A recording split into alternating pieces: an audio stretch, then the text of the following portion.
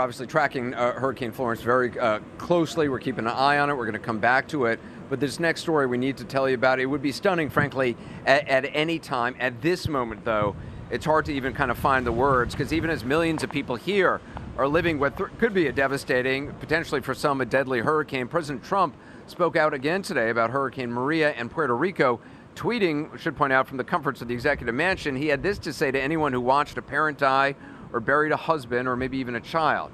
And I'm quoting here, 3,000 people, the president tweeted, did not die in the two hurricanes that hit Puerto Rico. When I left the island after the storm had hit, they had anywhere from 6 to 18 deaths.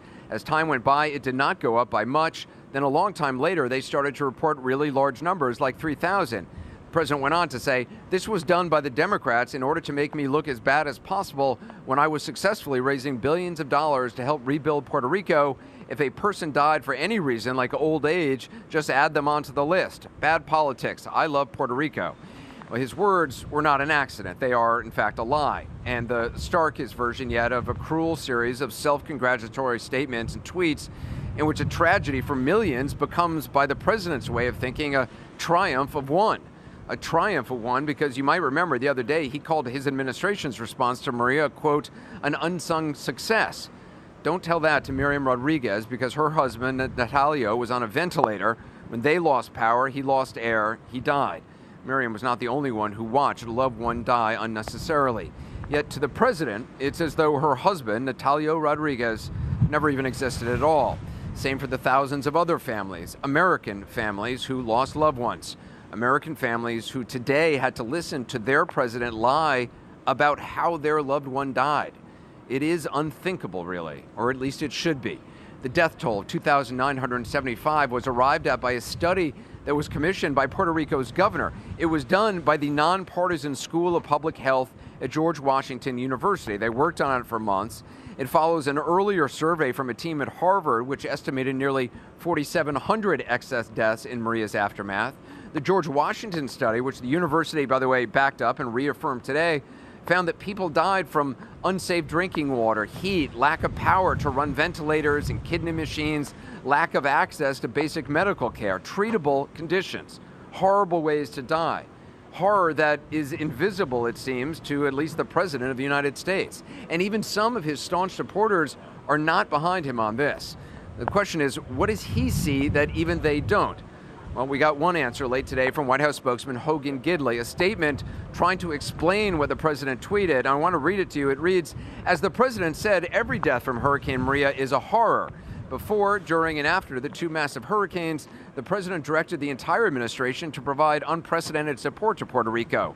President Trump was responding to the liberal media and the San Juan mayor, who sadly have tried to exploit the devastation by pushing out a constant stream of misinformation and false accusations.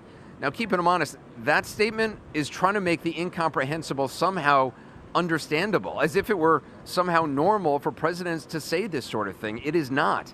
The statement ignores the very words that it purports to defend. The president did not tweet that every death is a horror. He made a mockery of what people saw with their own eyes, what local funeral directors, medical examiners, reporters on the scene, researchers, and first responders all saw firsthand.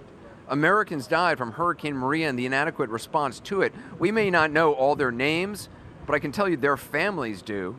What we know for certain is that the President of the United States has disrespected the dead of Puerto Rico today, and he disrespected the living who will live the rest of their lives with the pain of loss and the pain of knowing that their president, in his heart, does not see their loss for what it truly, truly is. San Juan's Mayor, Carmen Yulín Cruz, joins me now.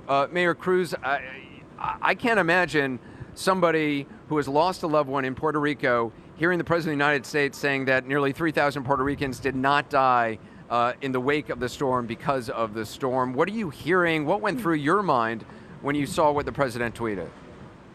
Well, Anderson, to politicize a death count in the wake of Hurricane Florence is despicable.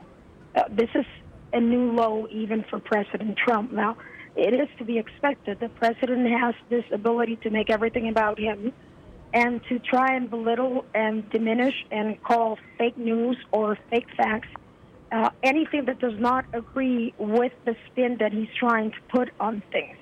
People in Puerto Rico are irate, they're furious, but mostly they're appalled. They can't even understand, first of all, why for the President of the United States facts don't seem to matter and truth don't seem to matter.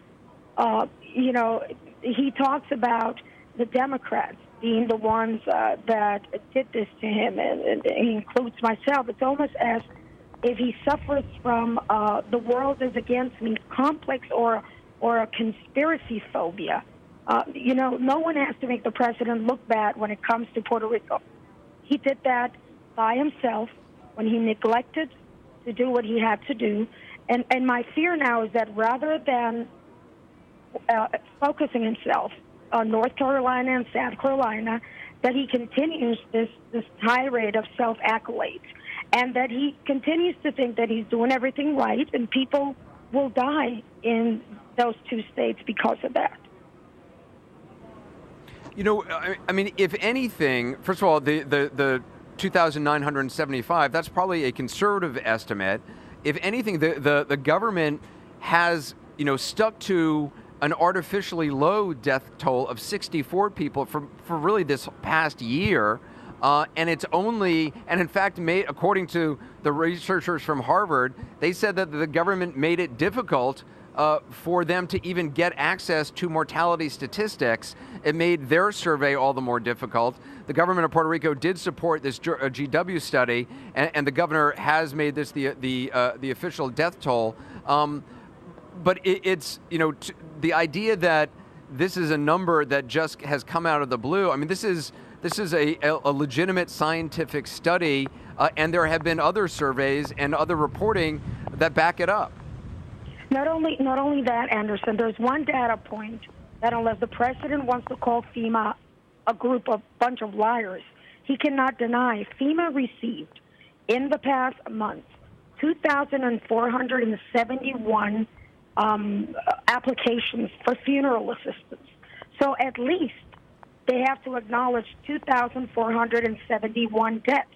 Now, to add insult to injury, in this unsung success fantasy book that the president is trying to write, FEMA only approved 75 of those applications for funeral assistance from the 2,471 that people applied for. So if he doesn't want to believe the 2,975 from George Washington University, and he doesn't want to believe the more than 3,000 from Harvard University, he should at least understand that the fact that his own government processed 2,471 requests for funeral assistance from FEMA and approved only 75, that number should at least burn in his soul.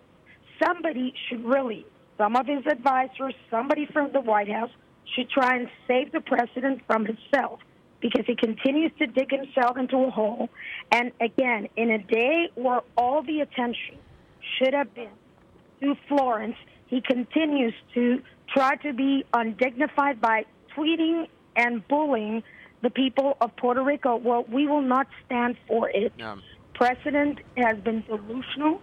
He continues to be harassing the people of Puerto Rico, and enough is enough.